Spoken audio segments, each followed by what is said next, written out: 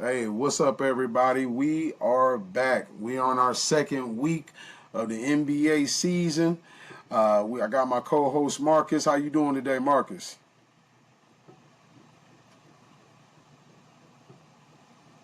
Marcus, you able to hear me? Hey, man, I'm good, man. I'm good, man. I'm good. I'm excited for this season.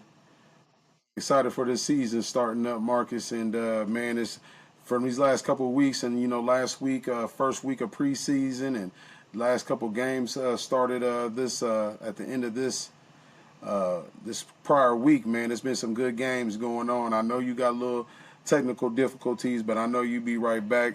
Hey, man, this is, if I didn't let y'all know, this is, we were once athletes. We are, up and coming sports podcast, giving you guys in depth, observation of the games and our insights. As mentioned before, we're on all platforms. We're on Apple, Spotify, YouTube, Facebook, Instagram. We out there. So make sure y'all please like and subscribe. I got my boy Marcus back. You back? Yeah, sorry We about in that. there. We good, man. We good. We in there, man. We in there. Um, as mentioned, me and Marcus, we was discussing, these games. We're gonna cover these week 2 preseason games, kind of piggybacking off of week 1.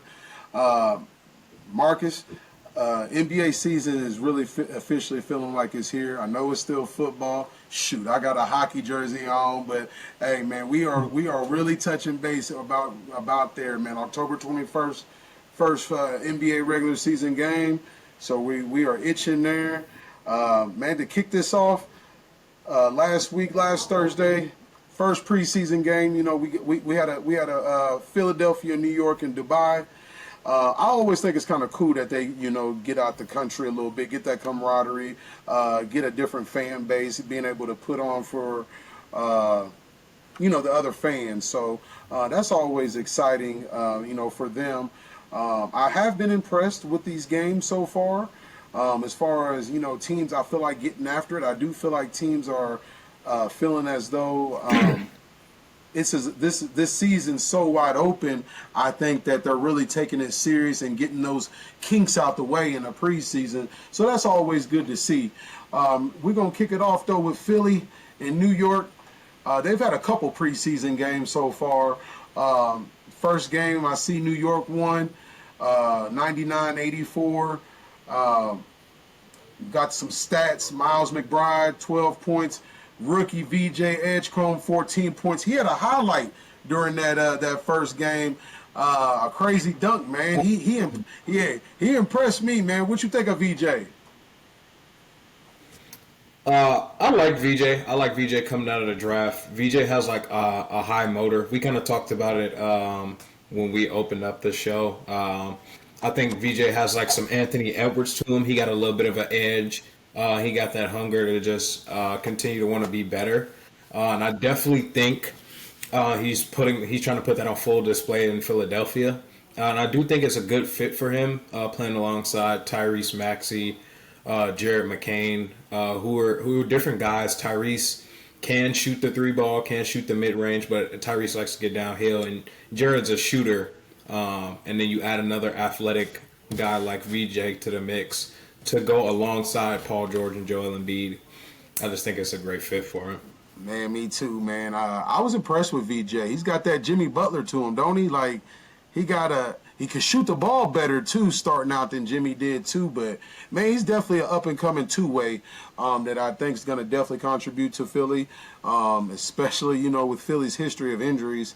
I think he'll definitely be able to help the scoring load, just bring a spark to Philly with everything they kind of have going. I don't really know. We don't know how long Embiid's going to be out. Thank goodness they do got Drummond down there to kind of hold the paint down and be able to hold that down until he does get back from. I believe he had arthroscopic knee surgery in the summertime. So I don't know if there's a timetable for him, but I do like what we're seeing from VJ and just his promise. We did mention, I think last week, it's given to Cooper for that Rookie of the Year, but when we definitely got to keep an eye out on VJ, man. We definitely got to keep an eye out. He's something special, hard nosed. And I think he's also going to bring out the best of, Tyrese Maxey and Paul George. He's going to have players play. And not only because of the way he plays, but I think when players see that type of effort, when they see that dog, I think they only try to replicate it, to let them know, hey, I'm one too. So I'm glad that they got a rookie like that, and definitely Philly's got a star on their hands for sure. Looking at that game too, I did notice that New York had, at least what they said, Mike Brown's put in a different offense for them. When I was just looking at clips at that, it did look like the ball was moving a lot faster this year. I think Thibodeau last year had a lot of the times he had Brunson ISO, even if it was off pick or roll. I just think he was. He's effective. Don't get me wrong, but I think it slows it up a little bit. But I like a little bit more fast paced. You got to right now, honestly. You got to swing that ball faster, stronger, quicker defenders now. So being able to do that with New York, I think is going to benefit them well. So man, that's definitely cool. Kind of shifting down, man. The next day, man, they had New Orleans against Melbourne. Man, there were some highlights out there with New Orleans. Man, New Orleans is looking good. They deep, they young, athletic. I say this to my boys all the time, man. Off camera, I say, man, how has Willie Green kept his job? That dude's been the coach for about 5-6 years. Ain't made the playoffs at 4 out of 5 of them. And maybe they're giving him the grace of, injuries. Man, I think this is his last chance. They don't make the playoffs this year. I think he's out of there. Man, what's your take on New Orleans, man? What'd you see from them? New Orleans showed a lot of promise. I always thought New Orleans, if Zion could just stay healthy, they could be like a pretty good team. Obviously, it is against Melbourne. It's not an NBA team. For sure. But I think what they shows some real promise if they are to stay healthy. I do like the addition of Jordan Poole, adding another ball handler who can shoot the ball alongside Zion. And they have New Orleans has a really young team. They do. So I think this will do great for just getting this game in is great for their chemistry, and it'll help build that team unity come like season time. Man, totally agree with that, man. That extra ball handler, especially losing C.J. McCollum, I think they definitely needed to replace that, and also somebody that can get their shot. As far as those points go, Fears, he's showing some promise. He's confident. He's another rookie to look out for. They got Queen over there as well. I do feel like when they drafted him, I don't know. The first thing I thought was like a backup in case Zion's not there. He's kind of got his game's to the floor, but he's a solid forward that can not do as much as Zion, but as far as if there is injury, I think he can be just as effective. If they have to slow the game down, so he's definitely a rookie I'm keeping an eye on. I was impressed with Zion, man. I think like everybody has seen, he's looking good. He's looking like he's in shape. He's looking like Joe Dumars, being that new president over there, is looking like he's setting that tone over there and setting that foundation, letting New Orleans know, letting Zion, franchise player, know, hey, this is the expectation. This is where we're at. This is what we need of you. I know there was reports last year of Zion's tardiness and just things like that within the media that I'm sure that can be effective on your mental and your game. And I think this year, him getting his body right, him focusing on basketball and off-season stuff, kind of our off-the-court stuff, let that go.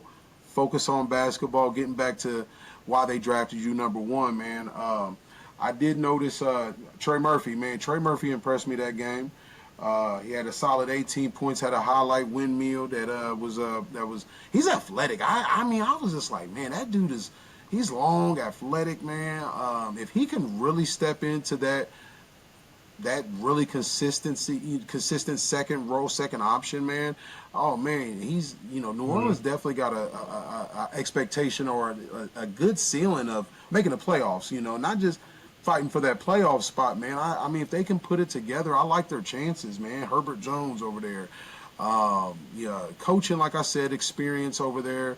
Who else they got over there, man? Oh, they got not only Herbert Jones, who's starting at the 5 now over there? They drafted what's his name here? Let's see who they got at the 5. I was in see because they lost Valanciunas. They lost who they got? They got they still got Jose Alvarado, little knockoff Patrick Beverly, I call him, man. You know, he's a gnat out there on the defensive end, man.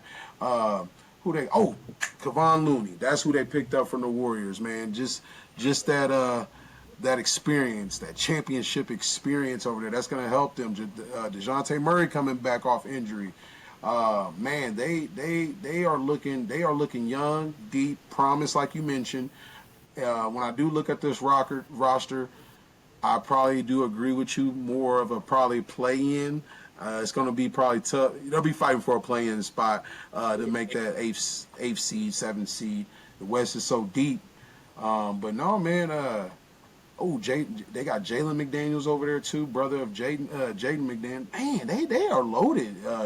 Man, I didn't know they was this young, but they're loaded over there, man. So keep an eye out on New Orleans, y'all. They're looking sharp, especially if Zion is healthy, man. It's scary hours over there if he's healthy for sure, man. Didn't have too much on that overseas team, Melbourne. Shout out to y'all, man, for losing by 10 and putting in that work to be on, go against the NBA team. So shout out to y'all. We're going to go down to that Phoenix-LA game. Now, this was the first, full game I feel like I watched today. I was excited to see what LA was going to be doing. I knew Luka and LeBron wasn't playing. What's your take on that Lakers and Phoenix game, man? One of the takeaways that I left that game feeling is I'm glad DeAndre Ayton is getting this out now. Yes. I think DeAndre Ayton had 2 points in that game, and he was like 1 for 2 or 1 for 3. There's a clip of him shooting a hook shot from the middle of the paint, and Devin Booker just yells like, "Heck no!" It's like, oh, okay. It's like it's one of those types of things, and like I do like DeAndre Ayton for the Lakers. But I think it was imperative to have him get his feet wet in the preseason now. Yeah. Because he did look a little bit timid, and like 2 shots tells me you weren't really trying to shoot the ball. 2 or 3 shots tells me you weren't really trying to shoot the ball. And when he's playing alongside Luka and LeBron, like he's definitely gonna have to be more effective. Yeah. So I think this is him getting acclimated to playing with everybody. I do wish Luka and LeBron could have played with him a little bit, just so they can learn each other's tendencies some more on the fly, like during game, because we obviously know game speed is way different from practice. Yeah.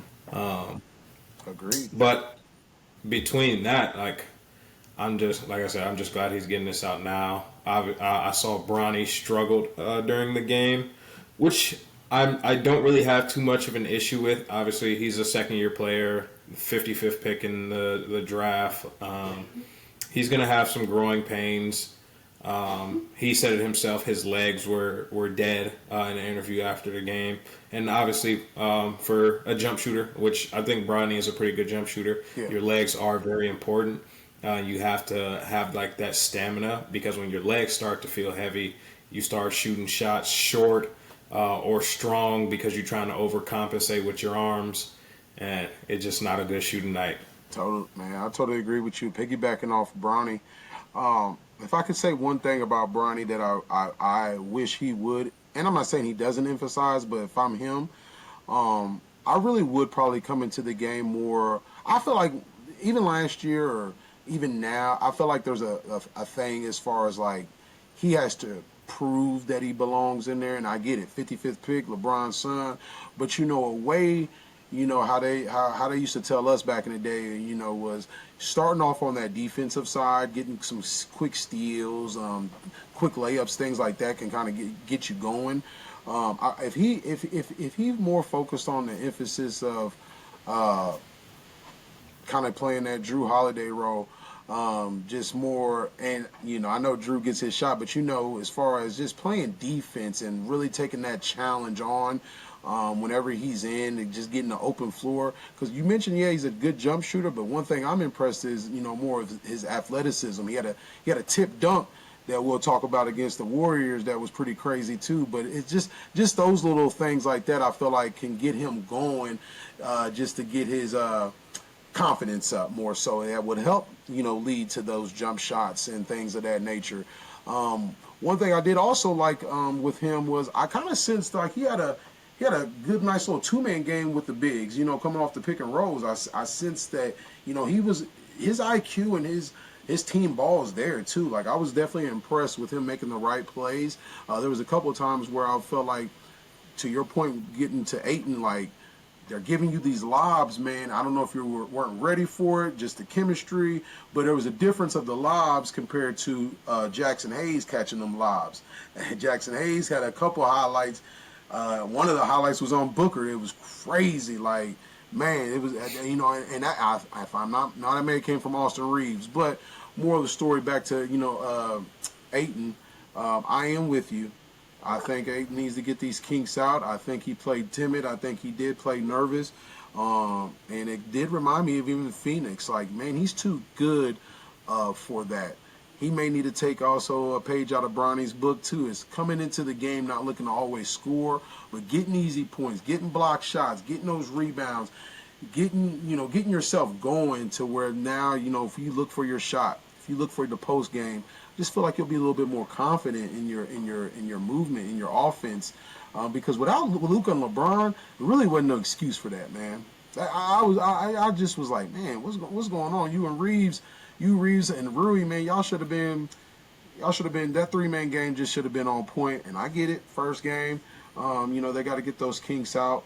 One thing I did like about the Lakers was the shooting, though. I felt like they definitely got better with some shooters out there. Rookie R.J. Davis out of North Carolina, I feel like he's a good backup. I liked what he brought. I like his speed, his change of pace. I like his pick and roll. He kind of has that Gabe Vincent game over there. But just as far as rookies coming in, that's somebody to keep an eye out for us on the Lakers. I liked what he brought. Rui, Jackson, Dalton Connect. Dalton Connect kind of just, I don't know, man. He's kind of, ever since he didn't get traded with Charlotte, I don't know, his playing time just as, I don't know, it's not the same before that trade happened, man. I don't know if that's him. I don't know if that's coaching. But I'm going to keep an eye out on him. He may be included in the trade package later on in the season. Not sure how that goes. Jake LaRivia, he played well. He can definitely let the ball go. I didn't really know he could put the ball on the ground the way he did. So that's just another ball handler, and that can stretch the floor. That was good. Austin Reeves looked like he bulked up. I was surprised to just see that. I also Marcus Smart. When you mentioned you wish LeBron and Luka played, I wish Marcus had some. He needs to get acclimated too.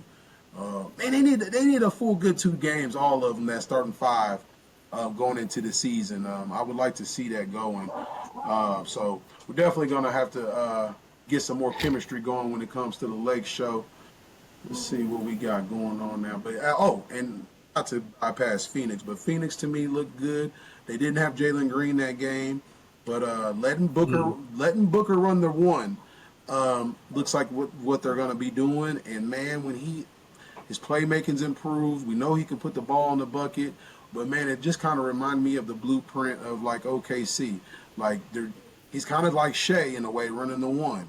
He's not going to give you 10 assists, but I mean, if he's going to give you 30 and 7 and 30 and 8, Phoenix is going to be, they're going to be a good fighting for a play-in team. Dylan Brooks looked good. He hit open shots. Grayson Allen was hitting open shots. When they let Book run the one, he's getting everybody involved, man. What was your takeaway with Phoenix? Yeah, I think like you said, letting Book run the one, I think it'll be good for like the evolution of his game. And honestly, I think in that game, I witnessed Phoenix play more team basketball than they had the last couple of years. And I think it's easier to play team basketball when you're not worried about, okay, these 3 are the stars, get them the ball, which is what I kind of felt like was happening when it was Book, KD, and Bradley Beal, because it's all 3 of these guys are scorers. Just dump them the ball, but the rest of your team is severely lacking. Whereas now they're a bit better, well-rounded. Yes, you don't have one or two additional stars with Book, but now you have a more balanced team. Your team isn't as Right. top heavy. Totally agree with that, man. Can't that's perfect. I totally agree. More team ball, man, definitely, and that's kind of the way of the league. I feel like when we mentioned this some weeks ago, they're getting away from top heavy and kind of more balanced. You got to have some bench, play, especially playoff time. So no, you are spot on, man, spot on. Man, we're gonna get back down to. We already mentioned New York and Philly in that matchup. It looks like they played again in Dubai. It looks like they got looks like they're just playing each other out there, man. So New York will be a contender in the East. We know that, man. It's really theirs to lose in the East, to be honest with you. With Pacers, with Halliburton being out and Boston being down, we know what New York's going to bring. I'm more excited to see coaching with Mike Brown. That's more what I'm intrigued to see this first half of the season is just their adjustment to him. So we're going to get on down to Brooklyn and Hapoel Jerusalem. I watched a little bit of this game. I've always been a Michael Porter fan, being from Columbia, Missouri. Before them injuries happened, man, that dude was a top prospect, man. That dude, he was making noise, and he's still been very effective. We can't, he's definitely played a critical part in Denver's success. He's not afraid to let it go. Not at all. I wish he would be a little bit more shot creating. I wish he'd put the ball on the ground a little bit more. I wish he'd get in the post a lot more with his size and his bulk and his height.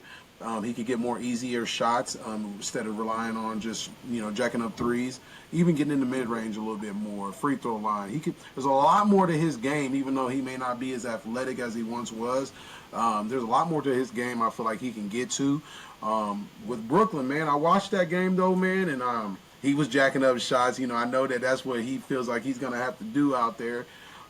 They're not very deep. They're young.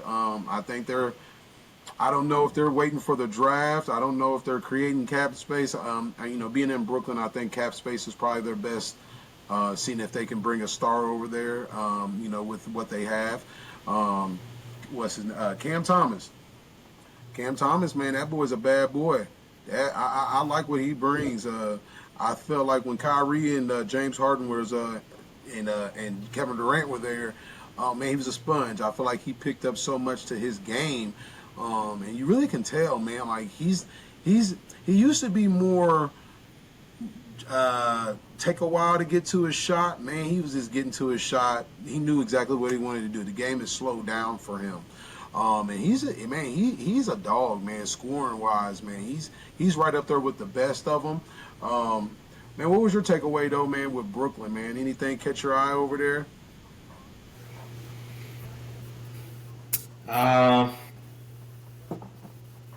Nothing in particular. I know my expectations for Brooklyn coming into the year were very low. Yeah. I understood the talent with Cam Thomas. Obviously, Cam Thomas is a shot creator, and I've seen him improve as a scorer in the last couple of years. I know who Michael Porter Jr. is. That guy's a scorer. He's not going to swing the rock as much as you would want him to. Right. But I think that's definitely, I would say that they are Brooklyn's two best players. But they both lack in the facilitating department. Agreed, man. And when it comes to the game, especially at the game at this point, you have to have like your best players. You see it with Shea and Book, like the evolution of like your best player cannot just be a scorer. Yep. He has to be able to do some form of facilitating. Totally agree, man. No, totally agree. Getting those others involved for sure, man, for sure. Man, let's scroll on down to Orlando and Miami. Man, Orlando's paying some players some money, man. They're pretty deep, but I like their foundation. Pablo, Frank Wagner. You got Desmond Bain over there now, and you still got you got a deep bench. You still got Wendell Carter Jr. over there. You still got what's they got over there? They still got Joga, Batista, Anthony Black. You still got Jonathan Isaac over there, man, and a pickup that I liked over there was Tyus Jones. Tyus Jones being a good, solid backup for Jalen Suggs. I do believe Jalen Suggs should be ready this year, coming off the ACL. So that'll be exciting. That backcourt will be good for sure. They got better shooting this year. They still got Frank's brother, Maurice Wagner. So they got size, they got wings, they got better shooting this year. A little bit better shooting for sure with Bane and Tyus Jones over there, and as well as Jalen Suggs coming back from injury.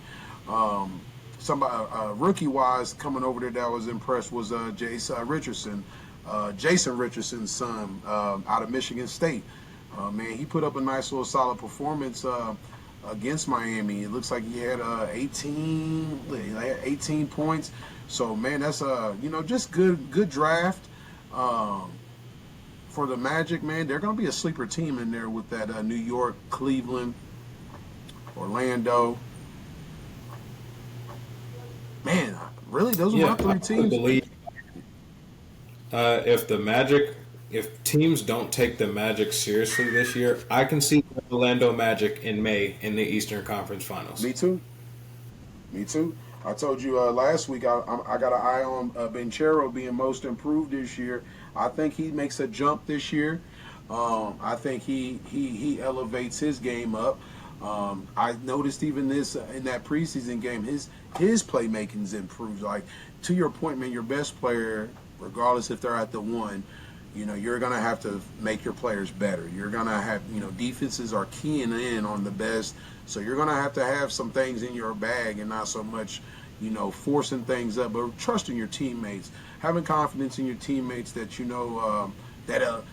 passing them that ball sometimes in situations where they'll also, and that's a thing that I do think teams run into though too, is like you can get too passive in your role and those other guys. They need your stars to be stars at the same time as well. So I do feel like Banchero's not really he's a naturally scorer. Kind of reminds me of like a Melo in a way.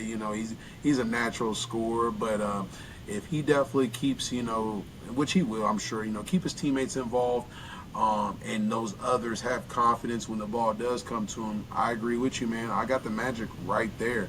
I think they match up with anybody as far as size goes. I still think the shooting's a tad bit shaky. I don't know if they have a solid point guard that's getting shooters open. I'm hoping that's why I did like Tyus Jones coming over there. He does a good job of getting the offense going, getting players involved. If they like I said, if they stay healthy, they'll definitely be right there. We can't sleep on Atlanta. There'll be a team if they stay healthy. Trae Young may be on a mission with Patrick Beverly talking his crap. He may be on a mission too this year, so we definitely got to keep an eye on Atlanta. But no, man, that East is just so wide open. It's going to be exciting. I'm excited for that. I'm excited for it all, but that East is going to be very exciting to watch. Miami really didn't. I don't know, man. The thing that came to mind with Miami for me was, again, cap space. I don't think they're paying top dollar for everybody. I think they're just holding on. Pat Riley kind of knows I know he knows what he's doing. I think he's fishing for a big fish. I don't know if I don't know if they have enough pieces or draft capital to make a trade for a Giannis or somebody of that caliber. I don't know if they have that, but look out for Miami though too. Probably make a splash this year, if not this year, next year. I don't know, Tyler Hero, I think he just had surgery on an ankle, or he may be out on an ankle injury, so that's not a good sign starting, in this preseason. Bam, he's limited. I don't know, man. Miami's looking like they're just in a rebuild, maybe hopefully to fish for a big, for a free agent to come over there, man. Anything catch your eye with Miami? I think it's just a lack of a replacement for Jimmy. I think Miami's in a state now where they're trying to hold on and tread water. And as presently constructed, Miami probably could be fighting for a play-in spot between 7 to 10. Yep. But obviously, that's not what Pat Riley wants. So I say to watch Miami because they could be looking for that guy to replace him. And should a star become disgruntled before the trade deadline, say like things aren't going well in Milwaukee, and Giannis is like, okay, I'm out. Like you traded away Dame, you brought in Miles, you didn't have a replacement for Dame, and like we've kind of been below average or below our expectations the last couple of years. Like I'm out. I need to go somewhere else. I could see Miami and Pat Riley putting together something for Giannis then. So it'll be interesting to see if any star becomes unhappy, especially a young star, Yeah. because you don't want to replace an aging star with an aging star. You want to try to get younger if you can. No, I totally agree. Just looking at that roster, I do see. I'm a piggyback though to that free agent though, or disgruntled player.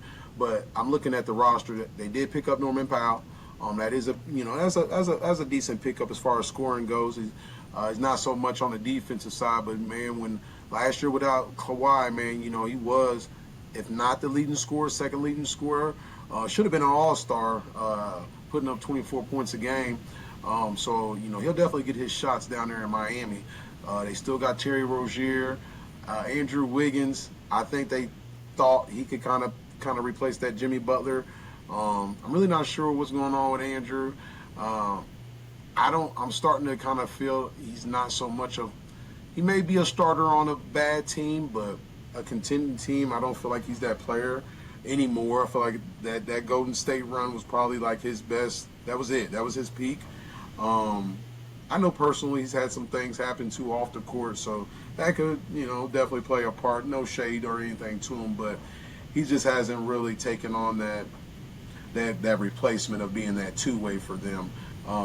Back to though when you mentioned about a disgruntled star, say Giannis was, looking to go. What star would want to come to Miami though? Unless they packaging up two players to come there, but it's almost like if you went to Miami, it ain't really no better than Milwaukee than what you got right now. There's nothing over there for you because they're gonna have to give up to get you. So Miami is in a pickle. Makes me think of free agency. That's probably going to be their best bet in order to get one. But that ain't wrong either because they're in Miami. And, brothers cool coming to Miami to play. So that works definitely to their advantage for sure. Let's see here. And I don't know, man, but keep an eye on Eric Spoelstra. The way the NBA is going too, man, if you don't produce, you can get up out of there too. I don't think Pat and them will, rock like that, just being his history with the organization. But, I just mentioned Willie Green. Willie Green done been there in a couple losing seasons, no playoffs, still got a job. So, just something to keep an eye on. It looks like who they just extend, Jovic, he just extended to a 4-year rookie extension. They going young. You can tell they're going young. I guess they see some promise in him. 4 years, $62 million for Nikola Jovic. 10 points a game last year. Yeah, that's about right. I guess I would do. That's a good trade piece in case they got to trade somebody. But yeah, man, I agree with you. They'll be fighting for that 7-10 range. And you just never can sleep on them. You can't sleep on Miami. They're coached well, good organization. No, you're right about that, man. They'll be fighting. And with the East down a little bit this year, I wouldn't be surprised. I would not be surprised at all, man. I'm gonna shift on down to Minnesota and Denver. I really didn't get a chance to really physically watch this game. I think only because I seen that Anthony Edwards wasn't playing in that preseason game. But looks like Minnesota still got that W, 126-116. Bones Highland had 18 points. Man, he could get down when he's given an opportunity, by the way, too, man. I hope they could get him some clock. He's another, scorer I feel like that can create and just give you some points off the bench. Nikola Jokic, he did what he wanted, man. He had a nice, quiet 14. One thing I did want to mention about Denver that I did notice in that game, though, was some of their scoring. I was like, oh man, if if they're scoring like this, oh, buddy, look out. And I'm going to let you know what that was. Man, they had Jokic at 14 points, 4, 5, 6 for 6 on the free throw line. Man, they had here it is right here. Jamal Murray, 12 points, 5 assists. Cameron Johnson, 2 points in 15 minutes. So that let me know also as well, the way that ball is moving, he'll get his shot. He'll get acclimated over there. Aaron Gordon, 14 points, 3 rebounds. I hope he has a good year this year. They're going to need him, as far as being in that dunker spot and just being able to pop out, hit the three. Christian Braun, 7 points.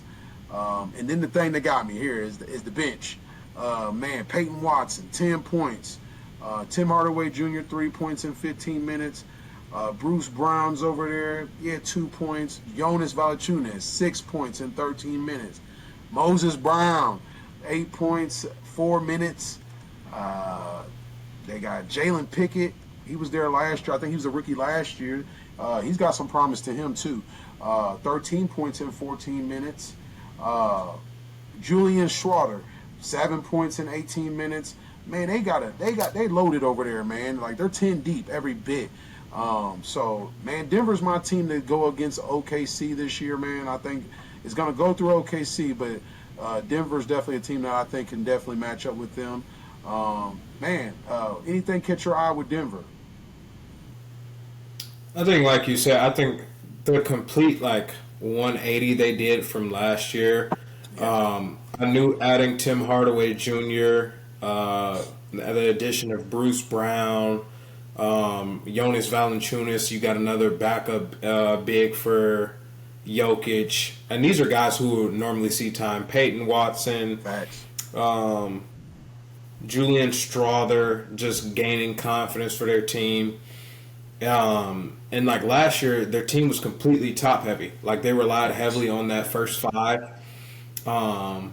And it came down to it, those guys were playing heavy minutes, and it started to wear on them. Yeah. You see Aaron Gordon getting hurt, Michael Porter Jr. getting hurt, but now having the addition of these guys, and Hardaway, he's a shooter, can get very hot. You got Jonas, he's a quality backup big man to Jokic.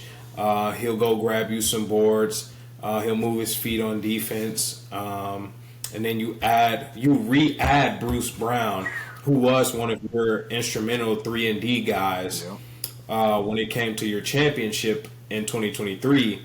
And then guys like Peyton Watson and Julian Strawther, your young guys are gaining confidence to play alongside Jamal Murray, Aaron Gordon, and Jokic, and to take the shots when they feel comfortable. Oh, I totally agree. I do feel like Denver's going to have to definitely make that run this year to keep Jokic happy. I know he didn't sign that extension, so it's not alarming, but it's just at the same time I know he's seeing what the team can put around him. So I think there's some pressure on Denver this year, but I think they'll be just fine. I'm gonna switch over, and I do just want to mention, you're right. They were definitely top heavy last year, and you're absolutely right. It definitely showed as the season progressed. Something that caught my eye with Minnesota. It looks like they're shifting to Rob Dillingham. He didn't have very good shooting night, 3 for 10, 7 points in 23 minutes, 9 assists. So it lets me know he is getting his team involved. One thing when I just think of him or any guard that's 6'1" and under 6'2", I just think of the podcast with with LeBron and JJ Redick, Mind of the Game, or whatever their podcast is called. But when KD say, not only does KD do this, but when KD say we are picking on the small guards, that mindset, it just lets me know that's part of the reason why Rob may not see the floor as much, because if you got Devin Bookers and Shays and your taller point guards at the one, it's just going to be so tough for him from a height perspective to guard. So that may be a challenge for Minnesota. And even, both him and Michael Conley more in age, and the way the game has changed since when he came in. I just think they kind of lack right there, and teams may pick on them in that spot right there, put them in the pick and roll to where they have to guard them now. And I don't know, man, it's gonna be tough there. So lineup wise, I don't know this year if it's me, I'm kind of following the blueprint of everybody else.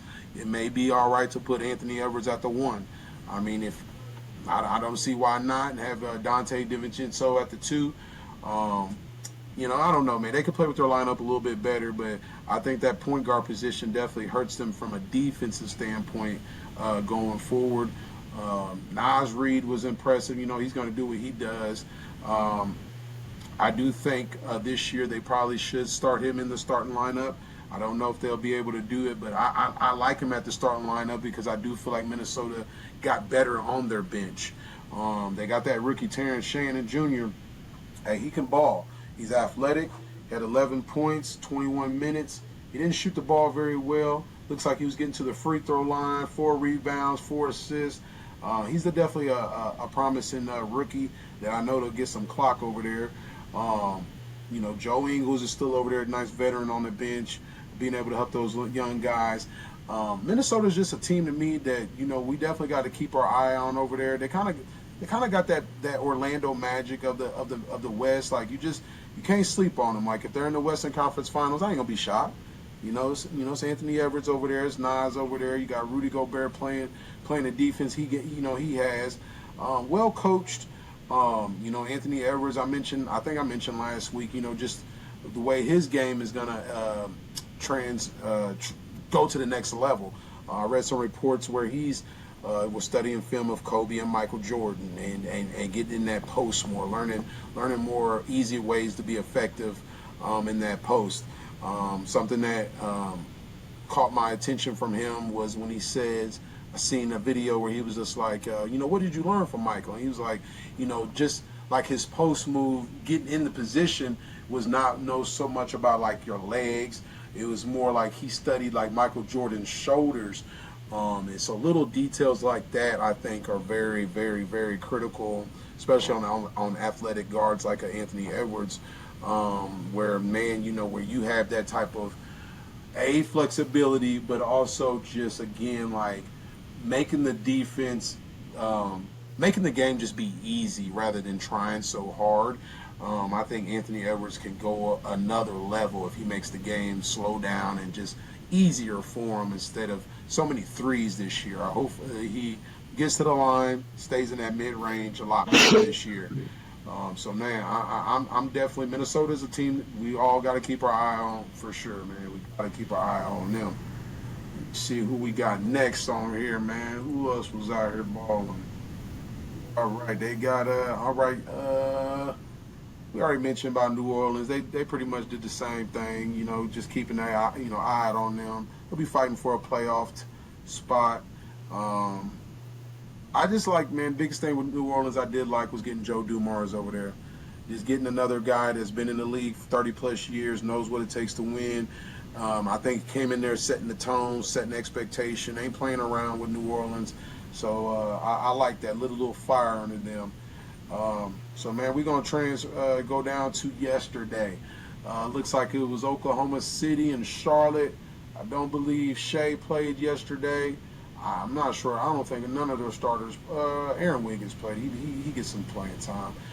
Man, I watched a little bit of that game, and the first thing I seen was LaMelo Ball just dribble, and 1 foot threes, man. Like he's nice. Don't get me wrong, man. It's just like Charlotte's gonna put on a show, but they will not make the playoffs, man.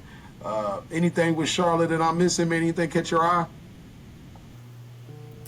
I mean, with Charlotte, it's obviously it's the LaMelo show. I don't feel like Charlotte has much of a culture to speak. They've kind of been floating in limbo for a little bit now. I know within Melo's first couple years in the league, they were in the play-in at least, trying to fight and get into the playoffs, but it's been a bit harder for them lately, and they've kind of been bottom feeders because LaMelo's health has been... Lost you there, Marcus. It's all good. I know you'll be back, too. Up and down, especially the last couple of years. No, you right about that. No, you right about that. Um, Bright spot. I did like that they picked up the rookie up out of Duke. That was a good pick. Uh, Knuckle. Yeah, that was a good pickup for him. Um, I remember having some conversations, man, with some people. Man, I was like, man, is that dude that like? I really liked it if he would have. I mean, I guess you got to take your time to leave when your stock's high. But I would have liked for him to stay one more year at Duke. I just wanted to see a little bit more. But he's a knockdown shooter. He can, he's a lefty on top of that. So, and he can create a little bit. But with LaMelo, I guess being a shooter, be ready to shoot. And that definitely is gonna benefit him. But like you mentioned, man, it's definitely the LaMelo show. Brandon Miller will be coming back this year. Miles Bridges, of course, is a part of that nucleus over there. Um, I don't really know what they need. I do think they need a good veteran over there. They need Yeah. somebody, yeah, they need somebody to kind of just get them on the same page, being able to, yeah, you're a young team, but let's play to win as well. I'm not saying they don't, but just somebody to just get them on track. Um, OKC, they do what they do, man. Them brother, they don't surprise me, man. I was just like drafting, man. They are from top to bottom from an organization, man. They are one of the best developing guys from management to even the coaching, man. Like they just don't surprise me, man. And after last year with winning the ring and coming back this year, it seems like guys didn't miss a beat. Aaron Wiggins put up 23, 10, 14 from the field. Looks like he's making a jump this year. The only thing that scares me about the OKC other guys is, as they get better, the more they're going to want to get paid. And you can't pay everybody. You're already paying Williams, and you're paying Shea, and you're paying Chet. So Sure. it's definitely gonna be tough to pay everybody. So, but I guess they went into because at the end of the day they got all those draft picks. So if they gotta let some of those players go, man, they'll just retool with their draft picks. So that's a benefit for them for sure as far as plugging in guys over there. Man, so shout out OKC, man. I like what I see from y'all. And of course I got them repeating this year. Don't want them to repeat, but man, they got it, man. They are the champs right now. Until they are beaten, they're the champs, man. Anything from OKC catch your eye? I just think the continued excellence from OKC. I think within the last 3 years, it's just been steady excellence. Like, there's no other way to describe it. I think Facts. OKC has adopted Shea's moniker. Like, they're just Yeah, a team. They'll show up. They're not entirely like, all right, in your face yeah, or anything like that. Super aggressive, yeah, but it's just class man. and class and good basketball. Man, I know, and it's hard to root against that because it's like, man, y'all back it up, but y'all play the game. Respect, like you said, they don't get up in everybody's face unless they need to. Dort, he may be the only one that maybe get a little feisty here and there, but you got to have one of those on the team. You got to have something out there. But no, I agree with you. I think they definitely took Shea's, aura with the way he approaches the game, the way he plays, his respect he has for the game for sure. They kind of got like a college team vibe in a way. Like, man, Yeah. yeah, they got young guys.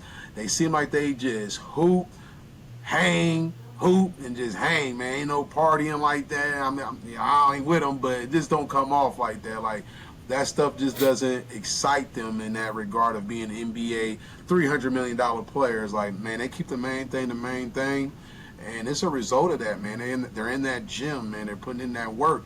And that's one of the reasons. That's one of the reasons why I got them repeating is because I don't think any other team is putting basketball at that status as much as OKC and just the fun they play with. And the camaraderie they have. They seem like they're all close knit.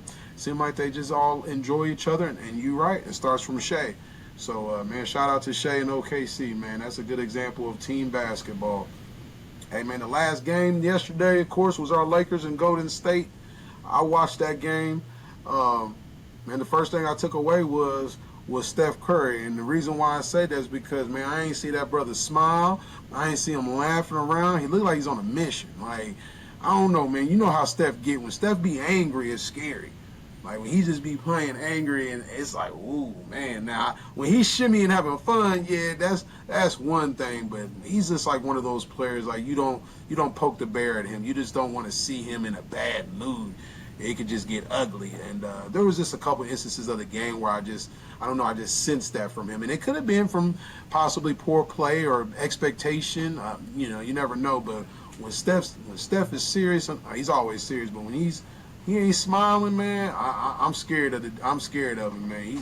He a bad dude. Al Horford, that was his first game acclimated in there. Like what I see with Al. Al being that 5, being able to stretch it, man, he's gonna definitely help them. I hope he helps them to the point where they put Draymond on the bench and bring him off the bench. What you think, man? Yeah, seeing Steph yesterday, first thing I thought is like he's pissed because of how his season ended last year. Mm-hmm. He didn't get the chance to play the Timberwolves, and they got sent home before he could get back. And I know in an interview recently, Steph was asked, like, are you thinking about retirement, or if he felt like it was coming? And he said, I know I'm closer to the end, but, like, he's focused on this season. Yep. And I think Steph is, like, fully locked in on, like, this season is all that matters right now. For sure. I need to be prepared as I can for this season.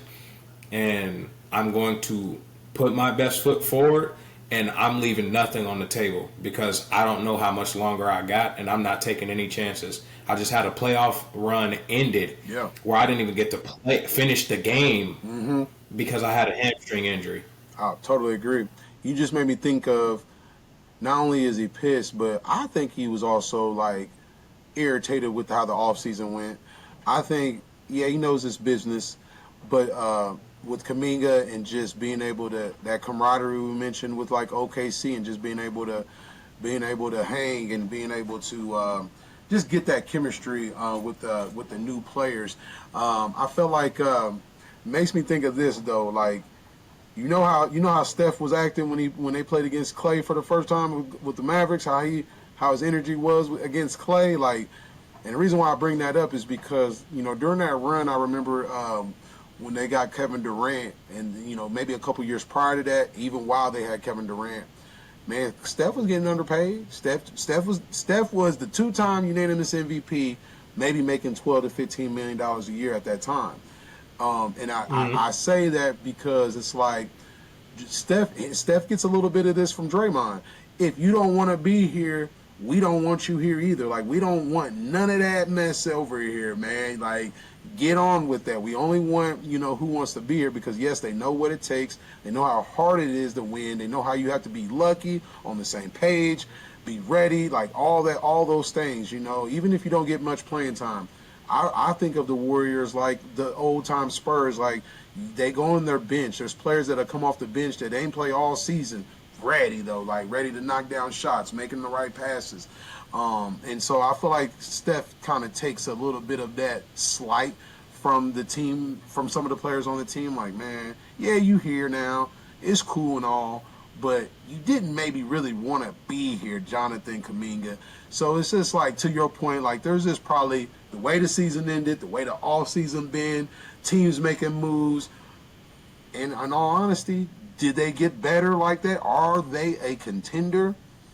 Nah, I wouldn't really say they're a contender. They're in the middle of the pack, but after watching that game last night against LA, they still lack size. They're still, Steve Kerr is still playing small ball. There's really no post emphasis. There's no girth down there on the block like that. So I do think it'll still be a challenge against taller teams, bigger teams like LA. To where, Ayton didn't have the best game, but he had a better game against them just due to the size of Golden State. And then on top of teams against Golden State, to me, can get to the basket, fairly easy because there's nobody back there. If you're depending on Draymond, okay. But if Draymond's playing the 4, he ain't back there. So yeah, key pickup with getting Al Horford out, back there, maybe a natural true 5, that'll be able to help. But I do like what Golden State is doing though. They're guard heavy. they got the other Splash brother, the true Splash brother, Seth Curry over there. So that's cool. I can't wait to see how that goes. He can go crazy if he wants. Like, that's gonna be something to watch. They got Gary Payton Jr. back over there. Moses Moody. He played well against the Lakers, man. He's probably the one that I feel like if he can give you that 12 to 15 points off the bench, if not as a starter, I'm really looking to see him make a leap. I seen him this summer put a lot of work in, man, this summer. So, man, what'd you take away from Golden State, man, against that Laker game, man? What'd you think? I think Golden State, going into the year, I had them somewhere around like the 5 or 6 seed in the West. Yeah. I think Golden State can be a really good team. Like you said, they are obviously they're a lot of class, kind of like the Spurs were. They have a lot more of a serious tone to them than OKC does, where it's like OKC feel like it's a bunch of college guys and we having fun, we winning. Golden State is more of just like, all right, this is all business. We know how this needs to get done. Yeah. We know what we need to do. We're going to get it done. If you don't want to get it done, don't be here. Don't be here. So I think that was on full display in the game. And I think Al Horford came right in. He fits with their scheme and what they want to do. Like you said, size is obviously still a problem. I also believe age is a problem. Yeah. Because when you run into a younger team who does want to push the pace because you are older, I think their average age for their starting lineup is 35. We're just, a lot of teams, especially younger teams like in OKC, like a Minnesota, or even Denver to some extent, because they have some younger guys. Let's get out and make them run. Yeah, totally. No, and right. That can turn into a weakness real quick because now you have to go into your bench. And yes, your bench is in a much better spot than it was last year because Moses Moody is obviously better. You still have Jonathan Kuminga. You add a Seth Curry who can shoot the ball and space the floor. But you're lacking a backup big. Yes. Al can't be out there the entire time because Al is almost 40. Yep. Totally agree, man. Totally agree.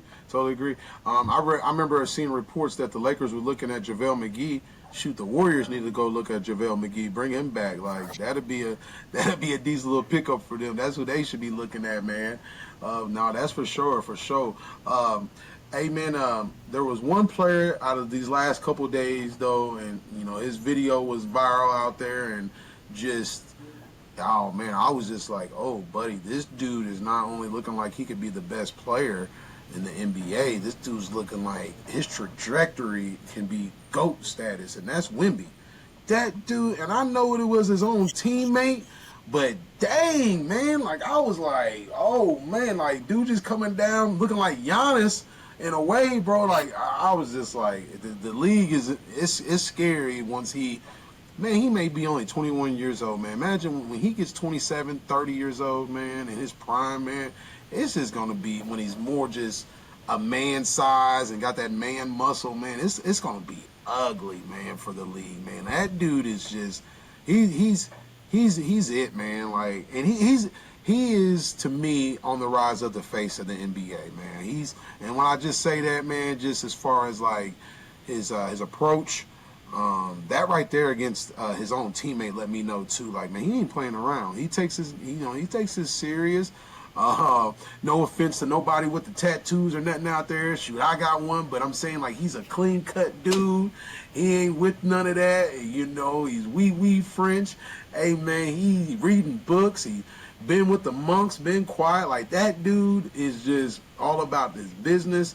The Spurs definitely got them one, man, and I'm saying the league should be afraid of that dude in the next, or from here on out, man. Like, it's unfair in a way. They even said the dude grew, and I'm just like, oh my goodness, like. Yeah, he put on some muscle too. You can see him more willing to use his body during that, like giving guys a shoulder to the chest bump, dunk. Like, dude, Wemby wasn't playing like that. Like, he wasn't that aggressive. Like, I'm to go body to body with you and get in your grill. Dude. Like he was a little bit more finesse, but now he's steadily improving. In addition to he can still shoot the ball, Yeah. and he's amazing as a help defender. I think could be a year where Wemby is top 3 if he stays healthy, not only in Defensive Player of the Year, but also in MVP. Agreed. Hey, I read something yesterday, and this was dude said he was working out and talking with KG. I said, oh gosh, oh man, if he's getting that little gem from KG, good luck, man. Like, man, good luck for the league, man. Good luck, man. And I like that about Wemby. He goes after the greats. He gets that game, that knowledge, man, from those greats, and the greats do that. That was one of the reasons that I enjoyed Kobe so much. It was, he was one of those players that reached out to just guys that excelled at their spots, people that paved the way. It was never I'm just better, but how can I take a piece from you and add to my game? And that's how you get better, man. It's no hating, it ain't nothing. It's just, somebody may have something that you haven't quite figured out yet, and all it takes is a KG to say, Wemby, man, you playing like this, boy, you need to play like this. And something could just trigger off and whole new player, man. And I think that's what Giannis happened to Giannis too, man. He was one of those guys too. He started working out with some of the older players, man, guys before him. He ain't been the same since, man. He's been on a different level. So shout out to Wemby, man. We rooting for you for sure, man. Man, right now though, before we end, looks like they got some games on tonight. They got the Bucks and the Heat. We mentioned that. That's crazy. They got Pistons, Grizzlies tonight. They got Thunder, Mavericks, Hawks, Rockets. They got the Long Lions against the Spurs. So Wemby's looks like Wemby's out. I'll check and see if he's playing. They better take it slow with him. Don't take no chances, man. Let's have him from the start of the season. They got the Nuggets and the Raptors tonight. So man, there's some games for us to definitely, put on our notebook and follow and dive in and see what we got going on, man, for next week. A team I definitely want to touch base on next week that we haven't really mentioned yet is Ja Morant and the Grizzlies. They've had some changes. I really don't know where they going, but we'll definitely touch base with that. Hopefully Ja Morant, looks like he had an injury on the ankle. He'll be out a week. That ain't a good sign. But, yeah, man, hopefully he'll be ready for that season opener. Hey, but, man, it's always good linking up with you, Marcus, talking hoops, man. Hey, for everybody out there watching, we appreciate y'all. Again, this is We Were Once Athletes podcast. We're on all platforms. We on Spotify, YouTube, Facebook, Instagram. We out there. We need y'all to like, subscribe, share. Again, man, we appreciate all the support. We appreciate y'all tuning in. And we'll be back out here next Monday. We appreciate y'all. Love.